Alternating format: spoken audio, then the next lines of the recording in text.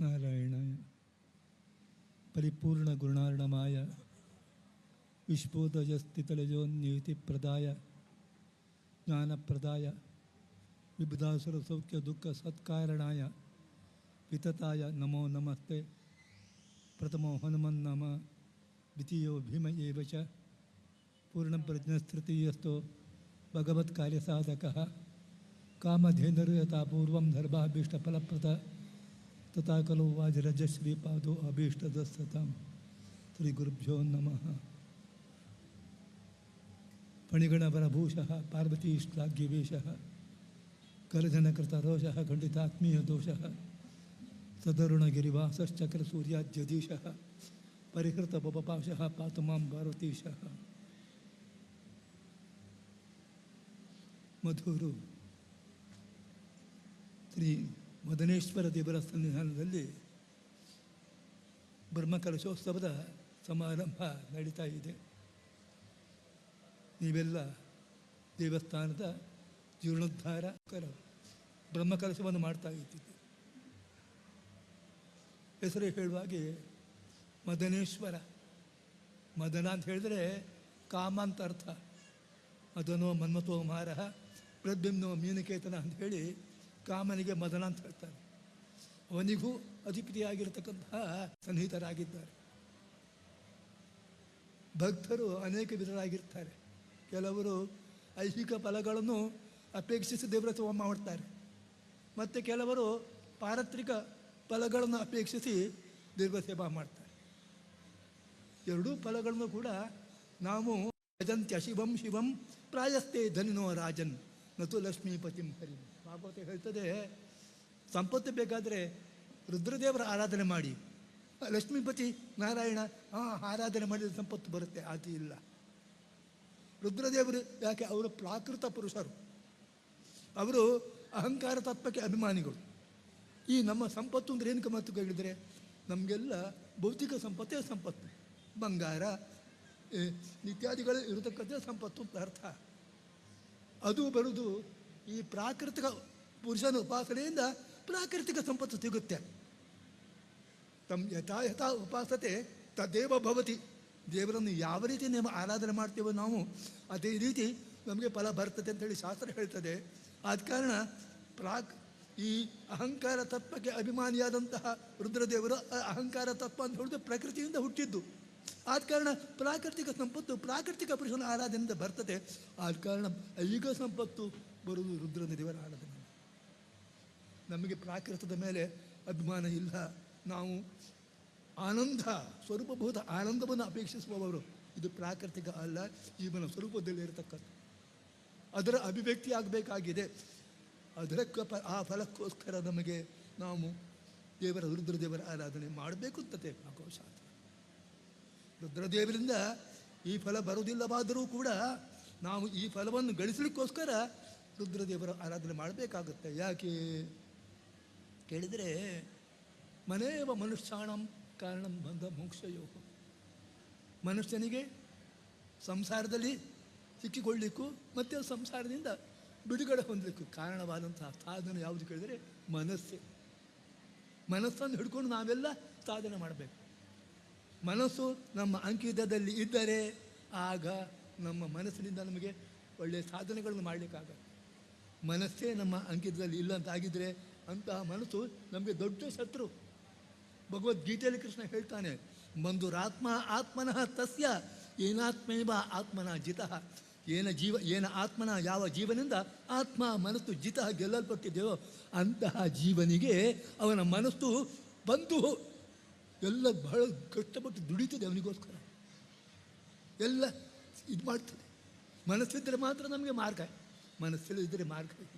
ಆದ ಕಾರಣ ಮನಸ್ಸು ನಮ್ಮ ಒಳಗೆ ಇರತಕ್ಕಂಥ ಮನಸ್ಸು ನಮಗೆ ದೊಡ್ಡ ಮಿತ್ರ, ನಮ್ಮ ದೊಡ್ಡ ಬಂಧು. ಅದೇ ಅಂಕಿತದಲ್ಲಿಲ್ಲದಂತಹ ಮನಸ್ಸು ಅನಾತ್ಮನಸ್ತು ಶತ್ರುತ್ವೇ ವರ್ತ್ಯತ ಆತ್ಮೇವ ಶತ್ರುವತ್ತು. ಬೇರೆ ಯಾವ ಶತ್ರುಗಳು ಬೇಕಾಗಿಲ್ಲ. ಅಂಕಿತದಲ್ಲಿಲ್ಲದಂಥ ನಮ್ಮ ಅಂಕಿತದಲ್ಲಿ ಇಲ್ಲದೇ ಇರತಕ್ಕಂತಹ ಮನಸ್ಸೇ ನಮಗೆ ದೊಡ್ಡ ಶತ್ರು. ನಮ್ಮ ಜೀವನವನ್ನು ಹಾಳು ಮಾಡಿ ಹಾಕ್ತದೆ. ಆದ ಕಾರಣ ಜೀವನ ಉನ್ನತಿಗೂ ಜೀವನ ಅವನತಿಗೂ ಕಾರಣವಾದದ್ದು ಈ ಮನಸ್ಸು ಎಂಬ ಸಾಧನ. ಮನಸ್ಸು ಎಂಬುದು ಈ ನಮ್ಮ ಬಯಕೆಗಳು, ಈ ಮನಸ್ಸಿನ ತಿಳುವಳಿಕೆಯಿಂದಾಗಿ ನಮಗೆ ಬೇರೆ ಬೇರೆ ಬಯಕೆಗಳು ಬರ್ತದೆ. ಈ ಬಯಕೆಗಳು ಎರಡು ಬಗೆಯಾಗಿವೆ. ಯಾವುದು? ಒಂದು ಪುರುಷಾರ್ಥ ರೂಪವಾದಂತಹ ಬಯಕೆಗಳು, ಧರ್ಮ, ಅರ್ಥ, ಕಾಮ, ಮೋಕ್ಷ ಅಂತ ಹೇಳ್ತಕ್ಕಂತಹ ಪುರುಷಾರ್ಥಗಳಲ್ಲಿ ಒಂದನ್ನಾಗಿ ಪರಿಗಣಿಸಿದ್ದಾರೆ ಕಾಮವನ್ನು. ಹಾಗೆ ಈ ಕಾಮ ಕೆಟ್ಟ ವಿಷಯಕ ಬಯಕೆಗಳು, ಅದು ದೊಡ್ಡ ಶತ್ರುಗಳು. ಯಾಕೆ? ಅರಿಷಡ್ವರ್ಗಗಳಲ್ಲಿ ಕಾಮ, ಕ್ರೋಧ, ಲೋಭ, ಮೋಹ, ಮದ, ಮತ್ಸರ, ಇವುಗಳಲ್ಲಿ ಇದು ಬರ್ತದೆ, ಕಾಮ ಬರ್ತದೆ. ಕಾಮ ಹಾಗಾದರೆ ಪುರುಷಾರ್ಥದಲ್ಲೂ ಉಂಟು, ಅರಿಷಡ್ವರ್ಗಗಳಲ್ಲೂ ಉಂಟು. ಹೌದು, ಅದು ವಿಷಯ ಬೇರೆ ಬೇರೆ.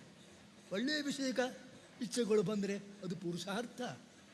ಕೆಟ್ಟ ವಿಷಯಕ ಧರ್ಮಕ್ಕೆ ವಿರುದ್ಧವಾದಂತಹ ವಿಷಯದಲ್ಲಿ ನಮಗೆ ಬಯಕೆಗಳು ಬಂದರೆ ಅದು ಶತ್ರು. ಆದ ಕಾರಣ ಒಳ್ಳೆಯ ವಿಷಯಕ ಮನಸ್ಸು ಬರಬೇಕು ನಮಗೆ. ಎಂಥದ್ದು? ನಮ್ಮ ಮನಸ್ಸಿನಿಂದ ನಮಗೆ ಒಳ್ಳೆಯ ತಿಳುವಳಿಕೆ ಬರಬೇಕು, ಒಳ್ಳೆಯ ವಿಷಯದಲ್ಲಿ ನಮಗೆ ಇಚ್ಛೆ ಬರುವಂತೆ ಆಗಬೇಕು. ಹಾಗೆ ಮಾಡಬೇಕಾದ್ರೆ ಮನಸ್ಸಿಗೆ ಅಭಿಮಾನಿಯಾಗಿರತಕ್ಕ ಮಹಾರುದ್ರ ದೇವರು. ಮನಸ್ಸು ಒಂದು ತತ್ವ, ಮನಸ್ಸು ಪ್ರಕೃತಿಯಿಂದ ಉಂಟಾದ್ದು. ಆ ಪ್ರಕೃತಿ ಮಾನಸಿಕ ತತ್ವಕ್ಕೆ, ಅಹಂಕಾರ ತತ್ವಕ್ಕೆ ಅಭಿಮಾನಿಯಾದಂತಹ ರುದ್ರದೇವರು ಅಭಿಮಾನಿಗಳು. ಅಂದರೆ ಅವರ ಅಂಕಿತದಲ್ಲಿ ನಮ್ಮ ಮನಸ್ಸು ಇರತಕ್ಕ. ಆದ ಕಾರಣ ನಮ್ಮ ಮನಸ್ಸು ಸದ್ವಿಷಯಗಳ ಹತ್ರ ಹೋಗಬೇಕು, ದುಷ್ಟ ವಿಷಯಗಳ ಹತ್ರ ಹೋಗಬಾರ್ದು. ಯಾಕೆ? ಸಾಧನೆ ಆಗುವುದಿಲ್ಲ, ನಮ್ಮ ಜೀವನ ಹಾಳಾಗುತ್ತೆ. ಹಾಗಾಗಬಾರ್ದು. ಸದ್ವಿಷಯಗಳತ್ತ ಮನಸ್ಸು ಹೋಗಬೇಕು ಅಂತ ಯಾರು ಬಯಸ್ತಾರೋ ಅಂಥವರು ಕೂಡ ರುದ್ರದೇವರ ಆರಾಧನೆ ಮಾಡಬೇಕು. ಇಲ್ಲದೇ ಇದ್ದರೆ ನಮ್ಮ ಮನಸ್ಸು ಒಳ್ಳೆಯ ವಿಷಯಗಳತ್ತ ಹೋಗುವುದಿಲ್ಲ. ಲೋಕಗಳಲ್ಲಿ ಇಹ ವಿಷಯದಲ್ಲೇ ನಮ್ಮ ಮನಸ್ಸು ಜಾಗೃತವಾಗಿರುತ್ತೆ ವಿನಃ ಪರ ವಿಷಯದಲ್ಲಿ ನಮ್ಮ ಮನಸ್ಸು ತೊಡಗುವುದೇ ಇಲ್ಲ. ನಮಗೆ ದೇವರ ವಿಷಯದಲ್ಲಿ ನಮಗೆ ವಿರಕ್ತಿ ಇರುವುದಲ್ಲ, ದೇವರ ವಿಷಯದಲ್ಲಿ ಭಕ್ತಿ ಬರಬೇಕು, ಆಸಕ್ತಿ ಬರಬೇಕು. ಪ್ರಪಂಚದ ವಿಷಯದಲ್ಲಿ ವಿರಕ್ತಿ ಇರಬೇಕು. ವೈರಾಗ್ಯಕ್ಕೆ ಅಧಿಪತಿಯು ಕೂಡ ಮಹಾರುದ್ರ ದೇವರೇ. ನಮಗೆ ಏನಾಗಿದೆ ಈಗ? ವಿಪರೀತವಾಗಿದೆ. ನಮಗೆ ಲೋಕ ವಿಷಯದಲ್ಲಿ ಆಸಕ್ತಿ ಉಂಟು, ದೇವರ ವಿಷಯದಲ್ಲಿ ವಿಸಕ್ತಿ ಉಂಟು. ಹಾಗಾಗಬಾರ್ದು. ಅದನ್ನು ಅವರು ತಿರುಗಿ ಹಾಕಿಸ್ಬೇಕು. ಯಾವ ವಿಷಯದಲ್ಲಿ ಅಂತ ಹೇಳಿದರೆ ನಮಗೆ ದೇವರ ವಿಷಯದಲ್ಲಿ ಆಸಕ್ತಿ ಬರಬೇಕು, ಲೌಕಿಕ ವಿಷಯದಲ್ಲಿ ನಮಗೆ ವಿರಕ್ತಿ ಬರಬೇಕು. ಇಂಥದ್ದನ್ನು ಮಾಡಲಿಕ್ಕೆ ಬೇಕಾದಂತಹ ಮನಸ್ಸನ್ನು ನೀಡುವವರು, ಆ ಮನಸ್ಸಿನಿಂದಾಗಿ ನಮಗೆ ಆ ಇಚ್ಛೆ ಬರುವಂತೆ ಮಾಡುವವರು ಮಹಾರುದ್ರ ದೇವರು. ಯಾಕೆ? ಮನಸ್ಸು ಅವರ ಅಂಕಿತದಲ್ಲಿ ಉಂಟು, ಮನಸ್ಸಿಗೆ ಅಭಿಮಾನಿಗಳು ಅವರು. ಆದ ಕಾರಣ ಪಾರಲೌಕಿಕ ಫಲ ಯಾರು ಬೇಕಂತ ಹೇಳಿ ಬರೆಸ್ತಾರೋ ಅವರು ಕೂಡ ರುದ್ರದೇವರ ಆರಾಧನೆ ಮಾಡಬೇಕಾಗತ್ತೆ. ರುದ್ರದೇವರು ಸರ್ವೋತ್ತಮ ಎಂದು ಹೇಳದೇ ಇದ್ದರೂ ಕೂಡ, ಭಾಗವತ ಹೇಳದೇ ಇದ್ದರೂ ಕೂಡ, ಆ ಒಂದು ಯಾವುದು ನಮ್ಮ ಸಾಧನೆಗೆ ಪೂರಕವಾದಂತಹ ಮನಸ್ಸಿನ ಒಂದು ನಿಯಂತ್ರಣ ಮಾಡುವವರು ಆರಾಧ ಪ್ರಯುಕ್ತ ಅವರ ಆರಾಧನೆಯಿಂದ ನಾವು ನಮ್ಮ ಮನಸ್ಸನ್ನು ಅಂಕಿತದಲ್ಲಿ ಇಟ್ಟುಕೊಂಡು ಸದ್ವಿಷಯಗಳತ್ತ ನಮ್ಮ ಮನಸ್ಸನ್ನು ತೊಡಗಿಸಿಕೊಂಡು ದೇವರ ಯಾರು ನಾರಾಯಣ ದೇವರ ಅನುಗ್ರಹಕ್ಕೆ ಪಾತ್ರರಾಗಲಿಕ್ಕೆ ಸಾಧ್ಯ ಇದೆ. ಆದ ಕಾರಣ ರುದ್ರದೇವರ ಆರಾಧನೆ ಮಾಡಬೇಕು ಅಂತ ಹೇಳಿ ಭಾಗವತ ಶಾಸ್ತ್ರ ವಿಧಾನ ಮಾಡ್ತಾರೆ. ಆ ನಿಟ್ಟಿನಲ್ಲಿ ನೀವು ಈ ಒಂದು ರುದ್ರದೇವರು ಮದನೇಶ್ವರ ಯಾರು? ಇದು ಕಾಮನ ಯಾವುದು ಇವನೆಂಥದ್ದು ಒಡೆಯದಾದಂಥ ಈಶ್ವರ. ಸದ್ವಿಷಯ ಕಾಮಗಳನ್ನು ನೀಡು ನೀನು, ದುರ್ವಿಷಯ ಕಾಮಗಳು ನಮ್ಮಿಂದ ದೂರವಾಗಲಿ, ನಮಗೆ ಐಹಿಕವಾಗಿಯೂ ಶ್ರೇಯಸ್ಸಾಗಲಿ, ಪಾರತ್ರಿಕವಾಗಲಿ ನಮಗೆ ಶ್ರೇಯಸ್ಸಾಗಲಿ ಎಂಬ ಕಾರಣದಿಂದ ನಾವು ಅಪೂರ್ವವಾಗಿ ನಮಗೆ ಬದುಕಿ ಬಂದಿದೆ. ಏನೋ 30 ವರ್ಷದ ಮೇಲೆ ಬ್ರಹ್ಮಕಲಶ ಆಗ್ತಾ ಉಂಟು. ಒಳ್ಳೆಯ ರೀತಿಯಲ್ಲಿ ಎಲ್ಲ ಸಮಿತಿಯವರೆಲ್ಲ ಮಾಡಿಸಿದ್ದಾರೆ, ಬಹಳ ಕಷ್ಟಪಟ್ಟು ಮಾಡ್ತಾ ಇದ್ದಾರೆ. ಆ ಒಂದು ಮಾಡಿದ ಸೇವೆ ದೇವರು ಚೆತ್ತಿಗೆ ಬರಲಿ. ಎಲ್ಲರೂ ಕೂಡ ನೀವು ತನುಮಾನ ಧನಗಳಿಂದ ಬೇರೆಯವರು ಯಾರಿಗೆ ಧನ ಸಹಾಯ ಮಾಡಲಿಕ್ಕೆ ಸಾಧ್ಯ ಉಂಟು ಅವರು ಧನ ಸಹಾಯ ಮಾಡುವುದು, ಮತ್ತು ಅದು ಸಾಧ್ಯ ಇಲ್ಲದವರು ಬಂದು ದೇವರಲ್ಲಿ ಸೇವಾ ಮಾಡಿ ಸೇವಾ ಮಾಡುವುದು, ಶಾರೀರಿಕ ಸೇವಾ ಮಾಡುವುದು, ಹೀಗೆ ಅನೇಕ ವಿಧವಾದಂತಹ ಸೇವಾ ಮಾಡಲಿಕ್ಕೆ ಅವಕಾಶಗಳುಂಟು. ಜನರೆಲ್ಲರೂ ಬಂದು ಈ ಒಂದು ದೇವರ ಸನ್ನಿಧಾನದಲ್ಲಿ ಸೇವಾ ಮಾಡಿರಿ. ಆ ಒಂದು ಇದರಿಂದಾಗಿ ರುದ್ರದೇವರ ಅನುಗ್ರಹದಿಂದಾಗಿ ಐಹಿಕ ಪಾರತ್ರಿಕ ಬಲಗಳನ್ನು ಹೊಂದಿ ದೇವರ ಅನುಗ್ರಹಕ್ಕೆ ಪಾತ್ರರಾಗಿ ಅಂತೇಳಿ ಹಾರೈಸಿ ನಮ್ಮೆರಡು ಮಾತನ್ನು ನಾನು